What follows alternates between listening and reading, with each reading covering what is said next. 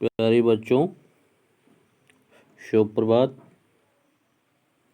Divine Public School Mohanapur Gorakhpur के video पाठशाला में आपका बहुत बहुत स्वागत है।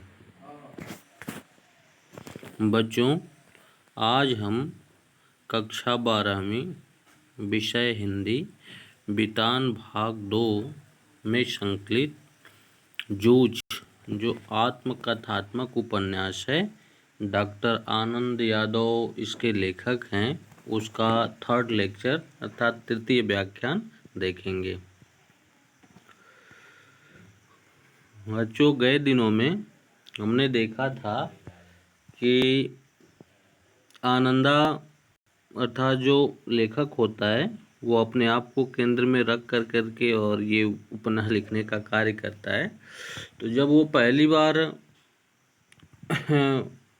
एक साल गैप करके बीच में कुछ अपने पारिवारिक व्यवधान के कारण वह स्कूल नहीं जा पाता है, और जब 1 ईयर उसका गैप हो जाता है, 1 साल जब गैप हो जाता है, तब अपने सत्र को बचाने के लिए एक गांव के संभ्रांत अर्थात श्रेष्ठ जन से, जो दत्ता राव जी के नाम से हैं, उनसे वो अपने पिता को अनुमति दिलवाता है और फिर उसे यह मौका मिलता है। इसको लेकर के वो बहुत हर्षोल्लासित होता है, बहुत आनंदित होता है और इसको वो खोना नहीं चाहता है। तो वहाँ इसके साथ कई सारे व्यवधान छोटे छोटे उत्पन्न होते हैं। तो इन सारे व्यवधानों को दूर करने के लिए वो भांत भांत का कृत्य करता है। तो वहाँ बच्चे भी इसे काफ़ी, पाठशाला में बच्चे भी इसे काफ़ी परेशान करते हैं। तो उन समस्त परेशानियों को एक एक करके लेखक उसका वर्णन करता है। तो गए दिनों में हमने देखा था कि इसकी जो गमछा था वो चाहड़ नाम का एक लड़का था, वो मास्टर की टेबल पे रख दिया था और उससे इसे प्रताड़ित होना पड़ा था। तो अगले उद्धरण में कहता है कि बीच की छुट्टी में मेरी धोती की कांच उस लड़के ने 2 बार खींचने की कोशिश की। कहता है कि हम जैसा पहले उद्धरण में बता चुका है, अपने द्वितीय व्याख्यान में हमने गए दिनों में देखा था कि सबसे परिधान इसका अलग था। सारे बच्चे पैंट पहन करके आते थे और या कच्छे पहन करके आते थे, लेकिन ये धोतियात पहन करके जाता था, गंवई परिवेश का था और इसके परिधान सबसे भिन्न थे। तो बच्चों में जब भिन्नता कुछ दिखाई देती है, सब एक समूह के हो, एक भिन्न हो, तो उसके प्रति सब बंदरों की तरह जूझते हैं और उसे भांत भांत का विभिन्न तरह का खिलवाड़ कृत्य करते हैं, उसके साथ छेड़छाड़ करते हैं। वैसा ही इसके साथ भी होता है। तो कहते हैं धोती की कांछें, जैसे धोती बांधते हैं तो धोती का एक सिरा पीछे की तरफ ला करके उसको खोंच दिया जाता है, तो उसको कांच बोला जाता है। तो कहता है कि बार बार उसको निकालने का, अर्थात 2 बार मैंने देखा कि वह कोशिश करता है उसको निकालने का, लेकिन मैं फिर दीवार की तरफ पीट करके जा बैठा तो पूरी छुट्टी होने से पहले उठा ही नहीं।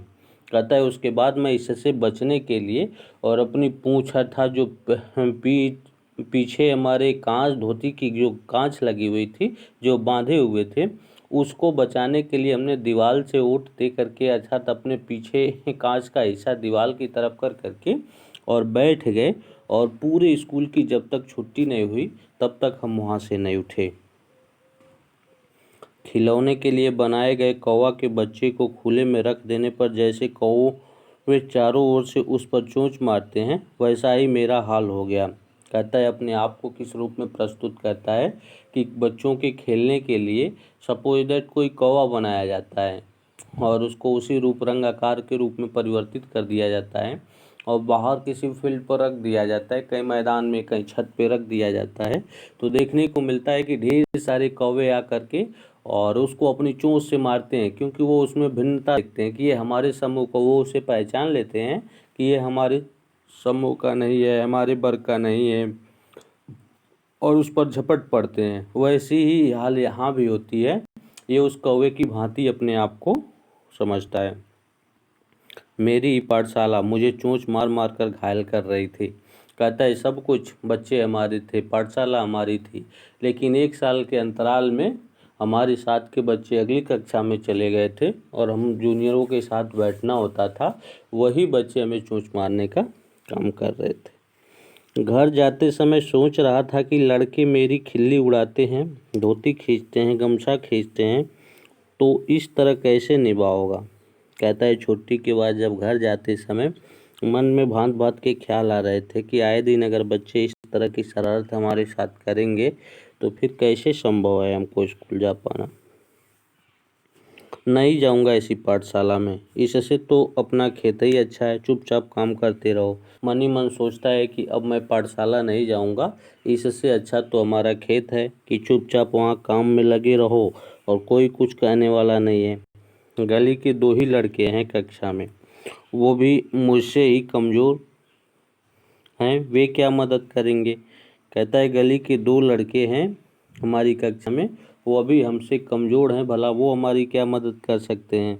मन हो उदास अर्थात झगड़ा भी हो, मारपीट भी हो, कुछ और चीज़ें हों तो 2 ही बच्चे हमारे साथ हैं, ये हम उनसे नहीं जीत सकते। अपने मन को बिठा लेता है। मन उदास हो गया। चौथी से 5वीं तक अपनी लगती थी, लेकिन वो अभी एकदम पराई पराई जैसे लगी है, वहाँ अब कोई नहीं। कहता है चौथी से 5वीं तक की कक्षा एकदम अपनी लगती थी, लेकिन अब तो एकदम पराया, सब कुछ पराया, कोई अपना है ही नहीं वहाँ। सवेरे हो जाने पर मैं उमंग में था, फिर से पाठशाला चला गया। माँ के पीछे पकड़कर एक नई टोपी और 2 नाड़ी वाली चड्डी मैल खाऊं रंग की 8 दिन में मंगवा ली।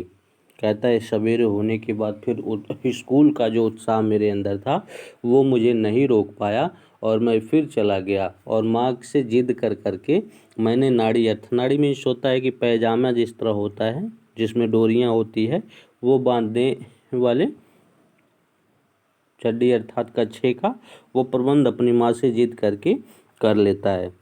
मैलखाऊ रंग की 8 दिन में मंगवा ली। चड्डी पहनकर पाठशाला में और धोती पहनकर खेत पर जाना शुरू हुआ। धीरे धीरे लड़कों का परिचय बढ़ा। फिर कहता है मैं भी धीरे धीरे उन बच्चों में ढलने लगा कि वो चड्डी पहन करके मैं स्कूल जाने लगा और जैसे आता उसको ताकि ज़्यादा दिन तक चले, मुझे दूसरा न लेना पड़े, और धोती पहन करके खेत में और घर रहने लगा। इस तरह से हमारी दिनचर्या चलने लगी। मंत्री नामक मास्टर कक्षा अध्यापक के रूप में बीच में आए। कहता है एक मंत्री जी लोग उनको कहते थे, वही हर एक शिक्षक थे और वो हमारे कक्षा अध्यापक बनाए गए। वे प्रायः छड़ी का उपयोग नहीं करते थे, हाथ से गर्दन पकड़कर पीठ पर घूंसा लगाते थे। कहता है कि वो कभी अपने साथ छड़ी लेकर के नहीं चलते थे, वो बच्चों का गर्दन अपनी हाथ से पकड़ कर करके और पीठ पर कस के मारते थे। हाथ से गर्दन पकड़ पीठ पर घूंसा लगाते थे। पीठ पर एक जोर का बैठते ही लड़का हूंक भरने लगता था और कहते कि इतनी कस के लगती थी कि एक लगने के बाद बच्चे की सिसकियां अंदर से आने लगती थी, वह कहने लगता था। लड़कों के मन में उनकी दहशत बैठी हुई थी, अर्थात क्लास के सारे बच्चे, वह जिस जिस क्लास में पढ़ते थे सब बच्चों में उनका भय था, सारे बच्चे उनसे बहुत डरते थे। इसके कारण उधम करने वाले लड़कों को प्रायः मौका नहीं मिलता और कहते कि इस कारण जो उधम चौकड़ी करने वाले हैं, उछल कूद करने वाले हैं, ऐसे बच्चों को मौका नहीं मिलता था। पढ़ने वाले लड़कों को शाबाशी मिलने लगी। मंत्री मास्टर गणित पढ़ाते थे। कहता है कि जो पढ़ने वाले बच्चे थे उनको वो बहुत प्यार भी करते थे और वो गणित पढ़ाते थे। मंत्री मास्टर गणित पढ़ाते, एक आध सवाल गलत हो जाता तो उसे वे अपने पास बुलाकर समझा देते। कहते जब बच्चों से 1-2 सवाल गलत हो जाता या कुछ नहीं समझ में आता तो जो पढ़ने वाले बच्चे होते उनको अपने पास बुलाते हैं और बुला करके एक एक समझा देते हैं। एक आध लड़के की कोई मूर्खता दिखाई दी तो वो उसे वहीं ठोक देते हैं और कहते हैं छोटी मोटी मूर्खता अगर दिखाई देती है तो वो उसे वहीं मार करके सही कर देते हैं, अर्थात फिर से उसको वो विस्मृत नहीं होता है, वो उसे नहीं भूलता है। इसलिए सभी का पसीना छूटने लगता है। सभी लड़के घर से पढ़ाई करके आने लगते हैं। उनके डर अर्थात उनकी मार के भय से सारे बच्चे और किसी का काम पूरा करें या न करें, लेकिन उनका काम बड़े आसानी से पूरा कर लेते हैं। बसंत पाटिल नाम का एक लड़का, शरीर से दुबला पतला किंतु बड़ा होशियार था। कहता है कि मेरी कक्षा में बसंत पाटिल नाम का एक लड़का था, जो शारीरिक संरचना उसकी दुबली पतली थी, लेकिन बहुत ही तीव्र बुद्धि का था। उसके सवाल हमेशा सही निकलते थे। स्वभाव से शांत, हमेशा पढ़ने में लगा रहता था। किसी तरह का कोई उछल कूद नहीं करता, किसी शरारती बच्चे के साथ नहीं रहता। स्वभाव से बिल्कुल शांत था और हमेशा पढ़ाई में तल्लीन रहता था। घर से पूरी तैयारी करके आता होगा। दूसरे के सवालों की जांच करता था। मास्टर ने उसे कक्षा मॉनिटर बना दिया था। हमेशा पहली बेंच पर बैठता, बिल्कुल मास्टर के पास। कक्षा में उसका सम्मान था। कहते हैं कि उसके इस प्रसन्नता को देख करके जो क्लास टीचर थे था जो वो इसको क्लास का मॉनिटर बना दिए थे और आगे वाली सीट हमेशा इसकी होती थी और कक्षा में हर एक प्रश्नों को बड़े आसानी से हल कर लेता था और बड़ा सम्मान पाता था। मुझे यह लड़का मेरी अपेक्षा छोटा लगता है। मैं उससे पहले ही 5वीं में पहुंच गया था। गलती से पिछड़ गया हूं मैं। और ये कहता है कि मुझे ऐसा प्रतीत होता है कि मेरी अवस्था, मेरी वह है, वो मुझसे छोटा है और अपने छोटे से मित्रता करना, उसके साथ घूमता, ये या विभिन्न तरह की बातें करना, ये इसके मूल में नहीं होता है। लेकिन फिर उसके आकर्षण के कारण, उसके गुण के कारण एक बार ऐसा कर ही लेता है। इसलिए मास्टर को कक्षा की मान्यता मेरे हाथ में सौंपनी चाहिए, मुझे ऐसा लगने लगा। कहता है मैं सबसे श्रेष्ठ, सबसे बड़ा हूँ, इसलिए मॉनिटर मैं बनूंगा। ऐसा मुझे महसूस होने लगा कि सर ने ये गलत किया है और उनको ऐसा नहीं करना चाहिए। दूसरी ओर यह अभी लगता था कि मुझे 2 महीने में 5वीं की पूरी तैयारी करके अच्छी तरह पास होना है। लेकिन एक तरफ यह भी इसे महसूस होता था कि 2 महीने का टाइम है और मुझे अच्छे से तैयारी करके और इस क्लास से पास हो जाना है। कक्षा में दंगा करना और पढ़ाई की उपेक्षा करना मेरे लिए मुनासिब नहीं। अर्थात मैं कैसी परिस्थितियों से आया हूँ, ये इसको बखूबी पता था और कक्षा में दंडता या किसी तरह की कुछ और चीज़ें करना, ये अपने आप को उचित नहीं मानता। इसके अध्ययन में अर्थात जो विभिन्न जिद करने के बाद वहाँ तक पहुँचा है, उसमें तमाम व्यवधान उत्पन्न हो जाते हैं। हम तो इस कक्षा में ऊपरी हैं, यह नहीं भूलना चाहिए कि हम अतिरिक्त हैं, अर्थात बाद में आए हुए हैं। हमको यह कदापि नहीं भूलना चाहिए। इन सब बातों के कारण मेरा सारा ध्यान पढ़ाई की ओर ही रहा और बसंत पाटिल की तरह ही पढ़ाई का काम करने लगा।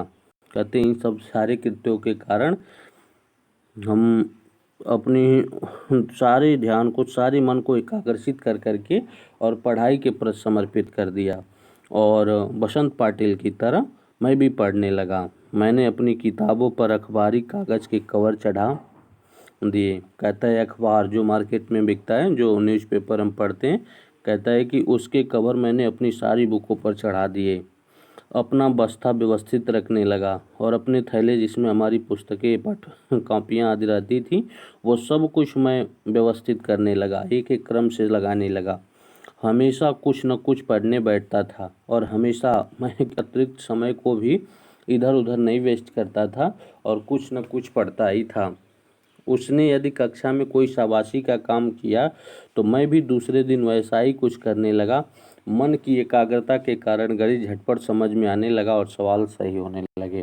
कहता है अब उसकी शाबाशी जब कोई देता था तो मैं मचल उठता था और मैं भी अगले दिन ऐसा ही प्रयास करता था कि मैं भी कुछ ऐसा ही अच्छा करूं कि मुझे भी शाबाशी मिले और अपने मन को एकाग्र रखने लगा। और इस एकाग्रता का परिणाम यह हुआ कि जब हम शांत होने लगे तब हम धीरे धीरे गणित में बहुत अच्छे होने लगे।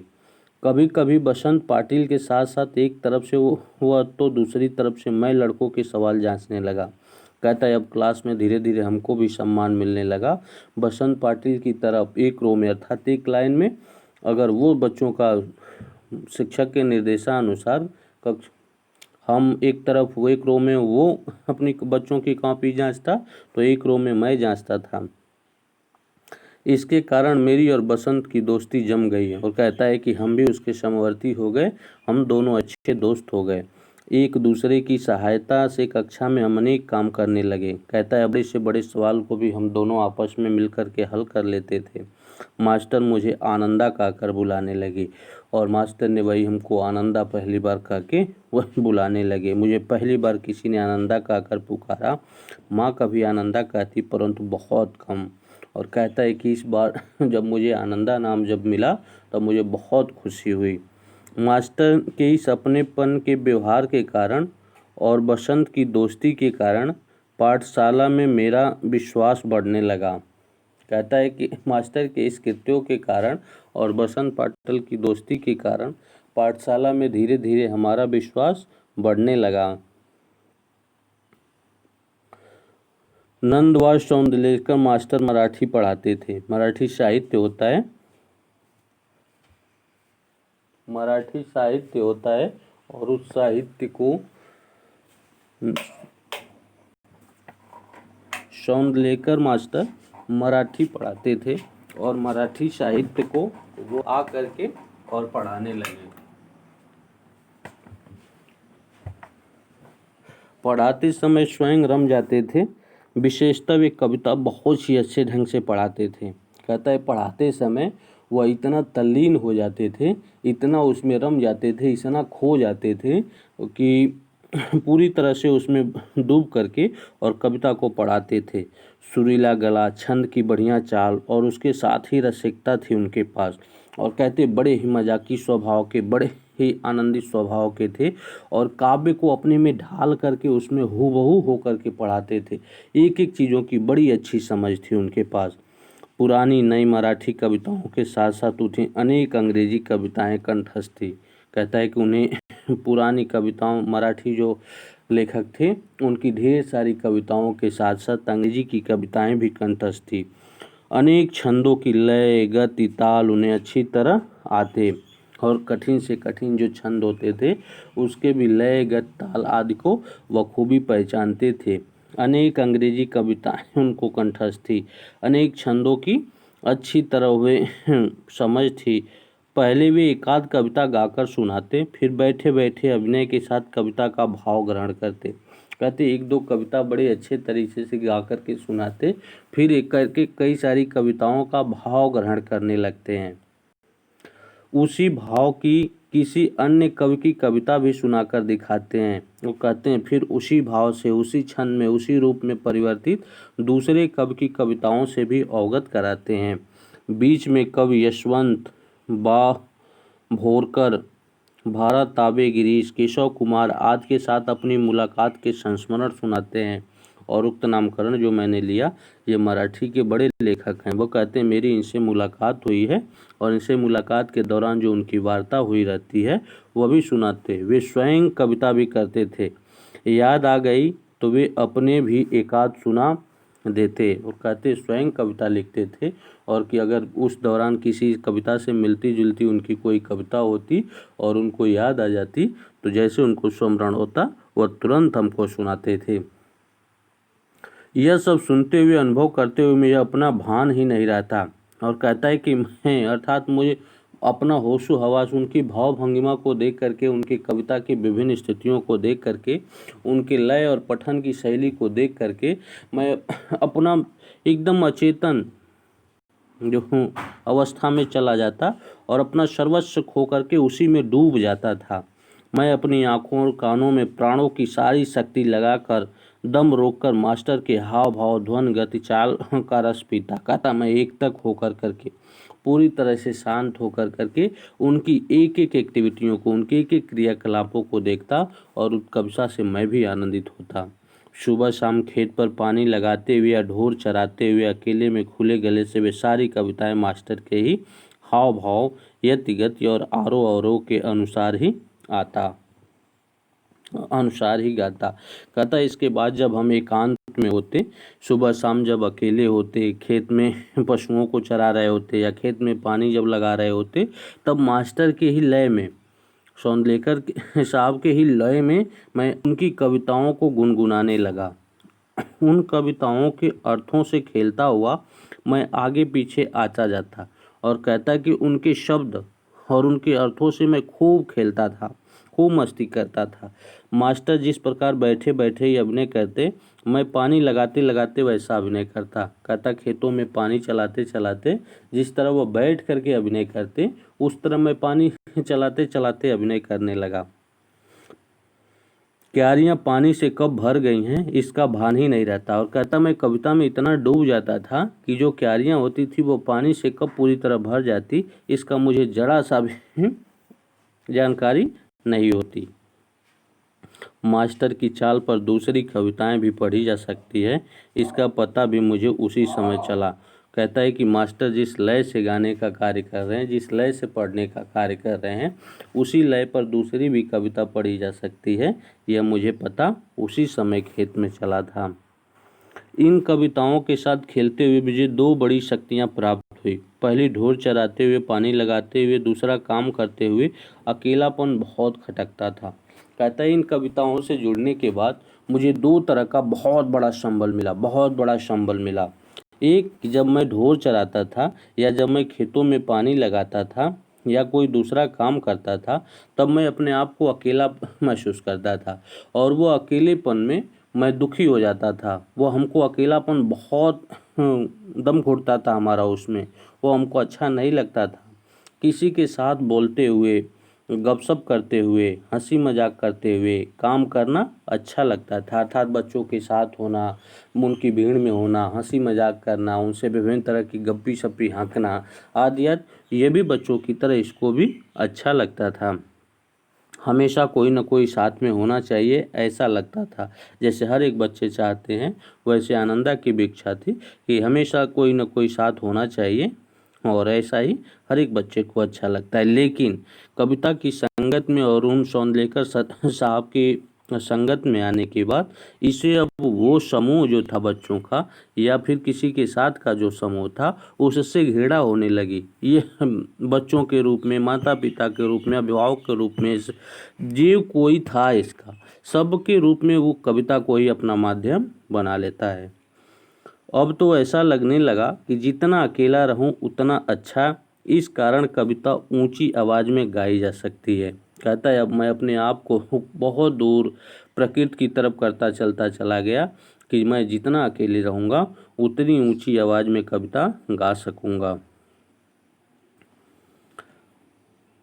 और अभिनय कर सकूँगा। कविता गाते गाते थुई थुई करके नाचा जा सकता है। मैं सचमुच ही नाचने लगता था।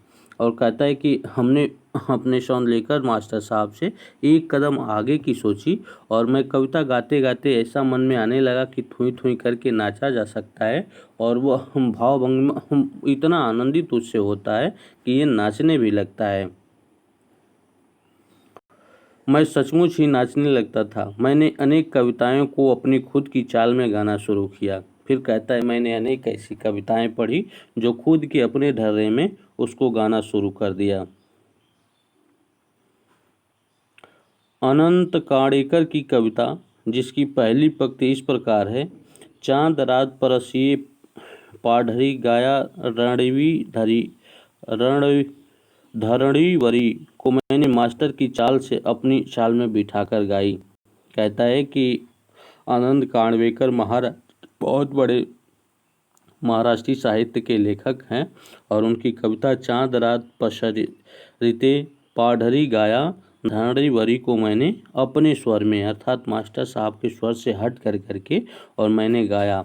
यह चाल एक सिनेमा के गाने के आधार पर थी। वह गाना केशव कर्णी जात नामक छंद में था। उस कविता को मैं मास्टर की अपेक्षा ज़्यादा अभिनय के साथ गाता था, चेहरे पर कविता के भाव पैदा करने का प्रयत्न करता था। कहता था इस कविता में मैं हूबहू उतर जाता था और चेहरे पर उस कविता की जो समस्त भाव भंगिमाएँ होती थी मैं उसको पैदा करना चाहता था।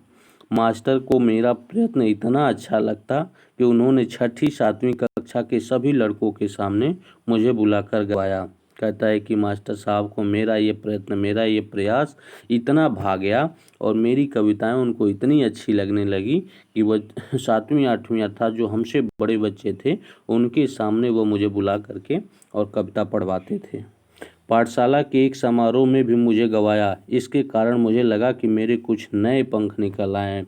कहते हैं पाठशाला का एक छोटा सा समारोह था, सारे लोग एकत्रित थे। उसमें मुझे मंच पर जाकर के कविता सुनाने का अवसर मिला। ऐसा मुझे उस दिन प्रतीत हुआ कि मुझे एक नया पंख हमारे शरीर में लग गया है, जो मैं सब कुछ कर सकता हूँ, मैं उड़ सकता हूँ, कविताओं की दुनिया में विचरण कर सकता हूँ, अच्छी अच्छी कविताएं ला सकता हूँ, सम्मान पा सकता हूँ, आदि आदि की बातें इसके मन में निहित होने लगी। मास्टर स्वयं कविता करते थे और कहता है कि वह स्वयं कविता लिखते थे। अनेक मराठी कवियों के काव्य संग्रह उनके घर में थे और बड़े बड़े जो मराठी साहित्य के लेखक थे, उन समस्त कवियों के जो काव्य संग्रह थे वो इनके घर में थे। वे उन कवियों के चरित्र और उनके संस्मरण बताया करते थे। उन कवियों के चारित्रिक विशेषताओं से आनंदा को वो अवगत कराते थे कि कितनी मुश्किल परिस्थितियों में कैसे कैसे वो जीवन यापन करके और यहाँ तक पहुँचे हुए हैं। इसके कारण वे कवि लोग मुझे आदमी ही लगने लगे थे। कहता है कि अभी जितने बड़े मराठी साहित्य के कवि थे, अब सब मुझे सबसे पहले तो ये था कि वो प्रतीत होने लगे कि वो आदमी हैं। खुद सौंदलेकर मास्टर कवि थे, इसलिए विश्वास हुआ कि कवि भी अपने जैसा ही एक हाड़ मांस का क्रोध लोभ का मनुष्य ही होता है। कहता है कि अब सौंदलेकर साहब को हमारे पास पा करके हमको मन में विश्वास होने लगा कि जो कवि हैं वो भी हमारी तरह हाड़ मांस के ही बने हुए हैं, 2 पैर 2 हाथ नाक मुंह कान ऐसे उनके पास भी है और ऐसा कर पाना संभव है। मुझे भी लगा कि मैं भी कविता कर सकता हूँ। मास्टर के दरवाजे पर छाई हुई मालती की बेल पर मास्टर ने कविता लिखी थी। कैसे जैसे मनी प्लांट होता है वैसे एक मालती का पौधा होता है जो मास्टर साहब के दरवाजे पर लगी हुई थी। उस पर उन्होंने एक कविता भी लिखी थी, बेल के फैलने पे या बेल के विकास, जो कुछ भी उसके शाखाएं थी उस पर उन्होंने कविता लिखा था। वह कविता और वह लता मैंने दोनों ही देखी थी। कहता है वह कविता भी मैंने पढ़ी थी और वह लता भी मैंने देखी थी, दोनों से मैं रूबरू हुआ था। इसके कारण मुझे लगता था कि अपने आसपास, अपने गांव में, अपने खेतों में कितनी ऐसे दृश्य हैं जिन पर मैं कविता कर सकता हूँ। उसके बाद प्रकृति में इसे दिखाई देने वाली हर एक वस्तु में ऐसा लगने लगा कि कविता की रचना हो सकती है, उस पर कविता किया जा सकता है। यह सब कुछ अनजाने में ही होता रहता था। भैंस चराते चराते मैं फसलों पर, जंगली फूलों पर तुकबंदी करने लगा। कहता भैंस चराते चराते मैं उसके ऊपर, फसलों के ऊपर, विभिन्न स्थानों के ऊपर, फूलों के ऊपर, पेड़ पौधों के ऊपर छोटी छोटी तुकबंदियाँ करने लगा। उन्हें जोर से गुनगुनाता भी था और मास्टर को दिखाने भी लगा। और कहता जब उन तुकबंदियों को मैं पंक्तिबद्ध कर लेता और जब वो बंद में वर्णित हो जाते तब मैं उसे कहीं नोट कर लेता और मास्टर को दिखाने ले जाता। कविता लिखने के लिए खीसा में कागज़ और पेंसिल रखने लगा। कहता है कि कब कहाँ कौन सी कविता बन जाए, इसलिए मैं हमेशा अपने साथ पेंसिल और कागज़ रखता था। कभी वह न होते तो लकड़ी के छोटे टुकड़े से भैंस की पीठ पर रेखा खींचकर लिखता था। कहता कभी वह कागज़ हमारे पास नहीं होता तो जो भैंस का स्किन होता है, जो चमड़ा होता है, वो बहुत ड्राई होता है, जब उस पर स्केच मारते हैं तब वाइट हो जाता है। तो कहता है कभी मैं लकड़ी से या पत्थर के छोटे टुकड़े से मैं उसके पीठ पर ही लिख लेता, पत्थर की शिला पर कंकड़ से लिख लेता था। जब कंठस्थ हो जाती थी तो पोंछ देता था और जब वो याद हो जाती थी तब उसे मिटा देता था। किसी रविवार के दिन एक आध कविता बन जाती तो सोमवार के दिन मास्टर को दिखाता। कहता रविवार तक एक आध कविता का निर्माण कर लेता तो सोमवार को मैं सौंदलेकर सर को बिल्कुल दिखाता था लाकर। बहुत बार तो सवेरे होने तक का धीरज छूट जाता और मैं रात को मास्टर के घर जाकर कविता दिखाता। कहता कई बार तो कविता ऐसी बन जाती और बन जाने के बाद मेरे इंतज़ार करने का धैर्य टूट जाता और मैं रात को ही मास्टर के घर चला जाता और अपनी कविता से उनको अवगत कराता। वे उसे देखते और शाबाशी देते और उसे देखने के बाद ढेर सारी शाबाशी देते हैं। और फिर कभी कभी तो कविता के शास्त्र पर एक पूरी महफिल हो जाती है। और कहते हैं इतना ही नहीं, कभी कभी तो हम दोनों के बीच कविता का जो शास्त्र है, जो लेखन की शैली है, बड़े कवि जो हैं इनके विभिन्न तौर तरीके हैं, इस पर हम बहुत बहस करते हैं। बोलते बोलते मास्टर बताते कवि की भाषा कैसी होनी चाहिए। कहते हैं कि बोलते बोलते वो बताने लगते हैं कि कवि की भाषा कैसी होनी चाहिए, संस्कृत भाषा का उपयोग कविता के लिए किस तरह होता है, छंद की जात कैसे पहचानें, उसका लय क्रम कैसे देखें, अलंकारों में सूक्ष्म बातें कैसी होती हैं, अलंकारों का भी एक शास्त्र होता है, कवि को शुद्ध लेखन करना क्यों जरूरी है, शुद्ध लेखन के नियम क्या हैं, आदि अनेक विषयों को सहज बातों के रूप में वो हमको बताते रहते और मैं उनकी एक एक बातों को कंठस्थ करके सुनता रहता था। मुझे उनके प्रति अपनापा अनुभव होता। वे मुझे पुस्तक देते, अलग अलग प्रकार के कविता संग्रह। अब मैं उनके साथ इतना घुल मिल गया था कि उनके साथ अपनापन का व्यवहार करने लगा था, अपनापन महसूस होता था। और वे हमको अलग अलग प्रकार की कविता संग्रह देते, बड़े बड़े कवियों को देते और मैं उनको पढ़ करके और ढेर सारी जानकारियाँ पाता। उन्होंने कई नई तरह की कविताएं सुनाई तो लगा मैं इस ढर्रे पर कविता बनाऊं। कहता है कि वो आधुनिक परिवेश में अर्थात उस परिवेश में उन कवियों से हट करके नई नई शैली में कविताएं सुनाए। तो उनको सुनने के बाद मुझे भी लगा कि मैं इस ढर्रे पर अर्थात इस रूप में अगर कविता करता हूँ तो मैं भी कर लूँगा। फिर तो सारे दिन उस दिशा में मेरी कोशिश चलती। फिर कहता सारे दिन मैं उस क्षेत्र में अर्थात उस लय को तलाशने में, उस शब्द को तलाशने में पूरे दिन खोया खोया रहता और मैं अत्यधिक प्रयत्न करने लगा। इन बातों से मैं सौंदलेकर मास्टर के बहुत नज़दीक पहुंच गया और जाने अनजाने मेरी मराठी भाषा सुधारने लगी। और कहता है मैं उनके बहुत करीब हो गया और जाने अनजाने में मेरी मराठी भाषा काफ़ी अच्छी होने लगी और मैं बहुत कुछ जान गया था। उसे लिखते समय मैं बहुत सचेत रहने लगा, अलंकार, छंद, लय आदि को सूक्ष्मता से देखने लगा, महसूस करने लगा। एक एक चीज़ों की समझ मुझको होने लगी, शब्दों का नशा चढ़ने लगा और ऐसा लगने लगा कि मन में कोई मधुर बाजा बजता रहता है। और कहता है कि इस प्रकार मुझे प्रतीत होने लगा कि शब्द के नशे में मैं इतना चूर हो गया कि हमेशा मन में एक मधुर संगीत सुनाई देती थी और मधुर ध्वनियाँ हमेशा बजने का कार्य करती थी और मैं उसमें आनंदित होता रहता था। ये था उसका अपना क्षेत्र और ये था उसकी अपनी जीवन शैली। तो ये कहानी, ये उपन्यास हमको बताता है कि अगर हमारे मन में लगन हो, अगर हम कुछ करना चाहें तो किसी भी तरह के व्यवधान हमारे जीवन में बाधा नहीं बन सकते हैं। धन्यवाद।